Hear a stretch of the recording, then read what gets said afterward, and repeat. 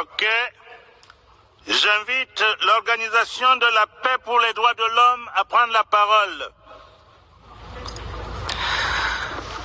Mesdames et messieurs, en 2022, le droit des femmes a pris une gifle monumentale. Que ce soit sur l'avortement, les féminicides ou l'inégalité salariale, l'asymétrie entre le respect qu'on devrait recevoir et la manière dont on nous traite est grande.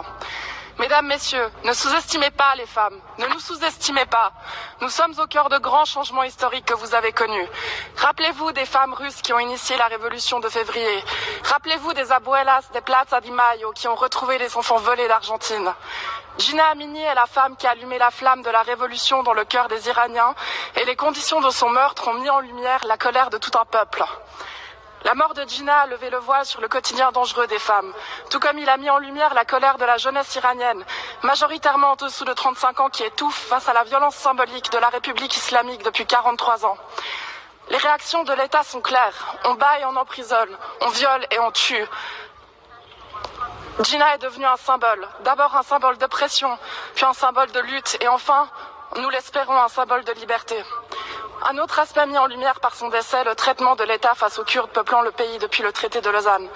L'interdiction de pouvoir être appelée Gina illustre bien le relationnel entre l'Iran et ses minorités, car les prénoms kurdes sont interdits et les enseignants de kurdes emprisonnés. Dans le même contexte, les Baloutches et les autres minorités partagent notre sort qui soulève tout le monde contre le gouvernement à ce jour. L'Occident, ainsi que l'Assemblée générale des Nations unies, qui prétend lutter pour promouvoir les valeurs, devrait se baser sur ces vidéos et mettre un dispositif en place afin de protéger les femmes et les minorités. Il devrait également prendre des mesures pour accompagner ce changement social, car sous-estimer la gravité de la situation serait une grave erreur. Gina a permis à l'Occident de se rendre compte de la manière dont on traite les femmes et les minorités au Moyen-Orient. Et grâce aux réseaux sociaux, personne dans 20 ans ne pourra dire que nous ne savions pas. Femme, vie, liberté. Merci.